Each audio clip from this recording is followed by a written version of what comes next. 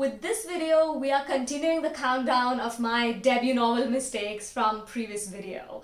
But first, if you're new here, let's just introduce you. I'm Srishti Rathour, and with this new series on my channel, I'm talking all about how I wrote, edited, and published my debut novel, The Missing City. All info down in the description box. And this specific video is a part 2 for writing mistakes that I made in my debut novel, which I'm continuing from the previous video that I posted last week. So I already talked about 5 of my mistakes, and that video is linked right up here. So make sure you watch that one first and then you continue on to this video. Let's dive right into next 5 mistakes that I did. The 6th mistake I made with my debut novel is creating a Bollywood cringe climatic moment. This is something that I'm not embarrassed about.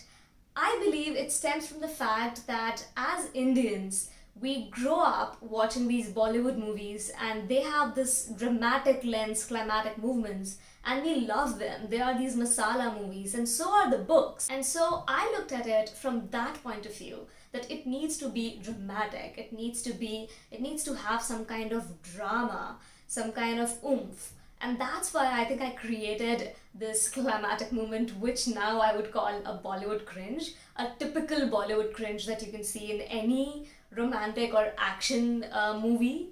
That is what I did. However, I feel that people loved this, and none of the reviewers or readers ever mentioned that they found this to be an issue. In fact, they loved it. But still, the reason I'm putting this as a mistake in this video is because now when I look back upon the book, when I look back at the theme that I had, at the vision that I had about this book, the storyline which I had, it was all about 2 female best friends going on an adventure. It was their story primarily. On this adventure, they meet 2 men that they sort of fall in love with. These men are not the heroes. They were not supposed to be the ultimate heroes of the book. They were supposed to be the romantic interests of these girls. However, in the climatic moment, I think I gave more space to the men than the women, which is a Bollywood cringe in itself. My girls, who were the main characters, the main protagonists of the story, were sort of restricted or limited to being the damsel in distress in the last final climatic moment.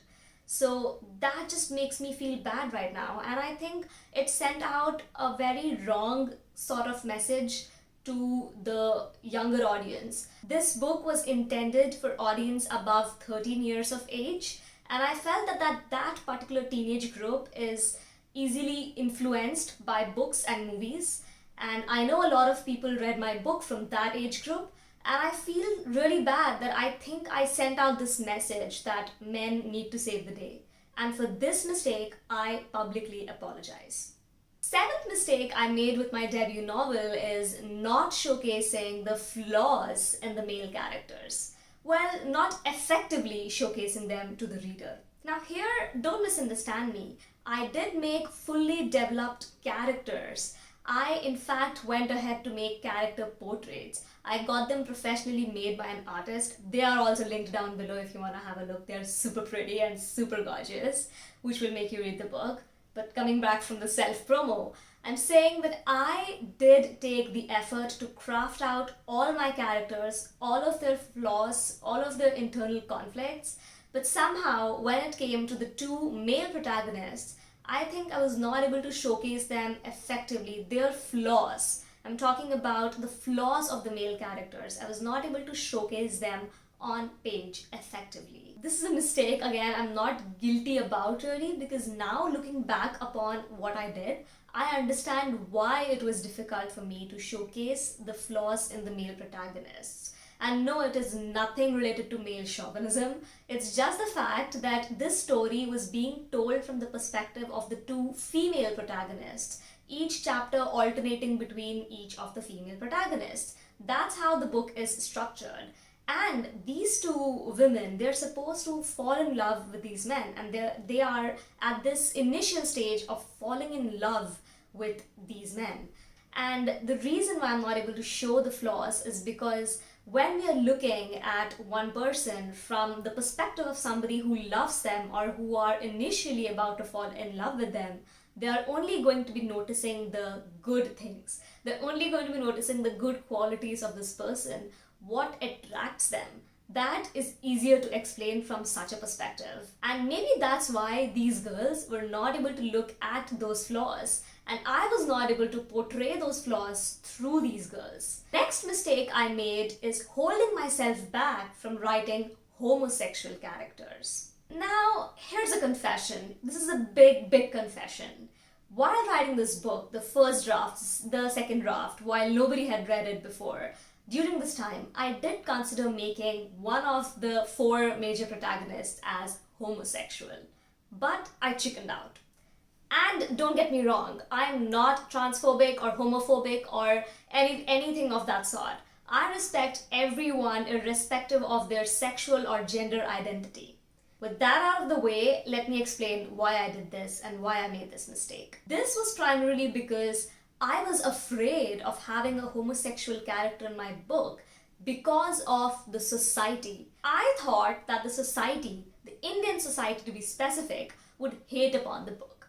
You have to understand that this was my first book and I was taking a lot of risks with it, which I'll be explaining more in future videos. I took so many risks with this book, but I was already taking all of these risks that I felt afraid of putting a homosexual character in there and then people not reading it, people feeling awkward about the book, or people in general, Indian society in general hating upon the book, or the book being sidelined in the markets. But now looking back, I feel completely different about it.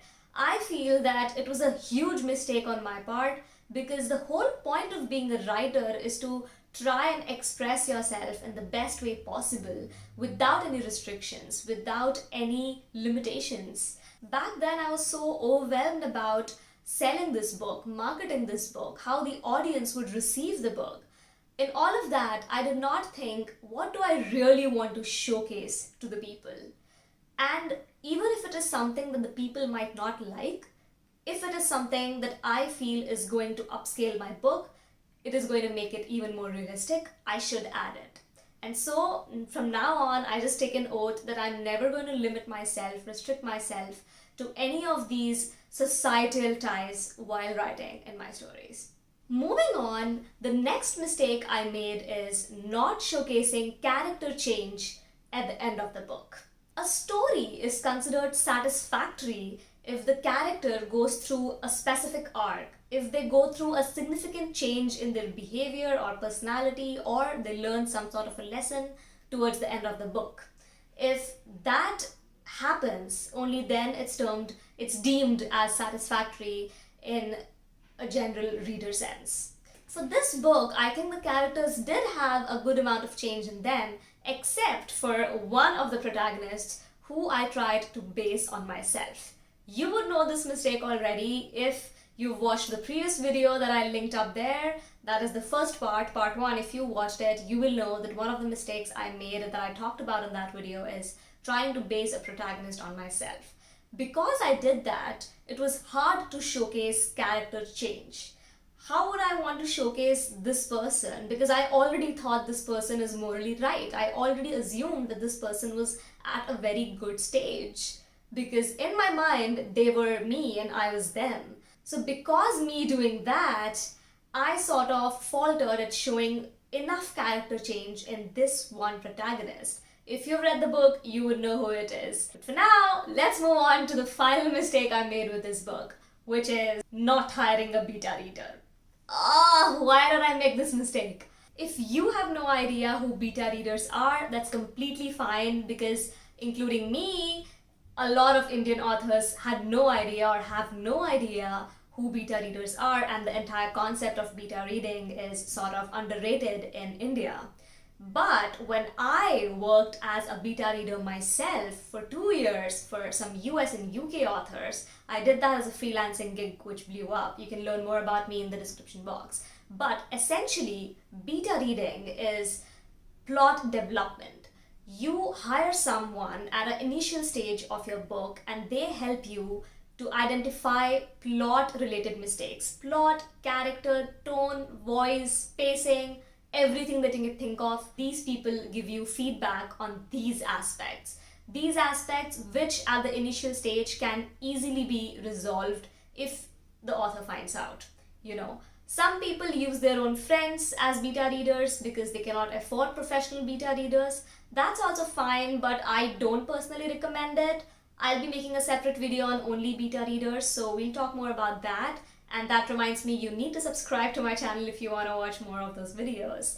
But essentially, coming back to what I was talking about earlier, is that beta reading is so important because imagine everything that I talked about in my previous part 1 video and part 2 video, whatever mistakes I made, if I had a beta reader at that point to guide me, to give me feedback, then I believe I wouldn't have made at least 8 of these 10 mistakes. I wouldn't have made a lot of them, and it would have saved me so much time. So this is one mistake I swear never to repeat again in my life. For all my future stories and my books, anything that I plan to publish, I'm definitely going to be hiring beta readers. Now, at this point, you must be thinking that, ooh, she made too many mistakes, didn't she?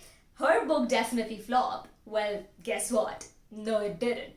It didn't flop because if you go on Amazon, which you can find the link in the description box of this book, if you go on Amazon, you'll see that there is not even a single negative review for The Missing City. How did I pull that off? That's a good question.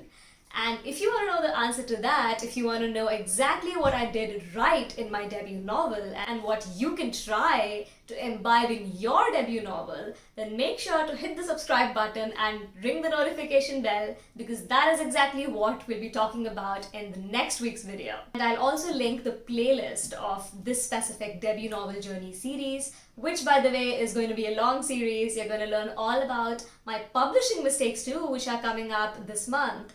So just make sure you hit subscribe button and stay on with us. Alright guys, this is me, Srishti Rathour, signing off for this video, and see you in next week's video. Until then, happy writing!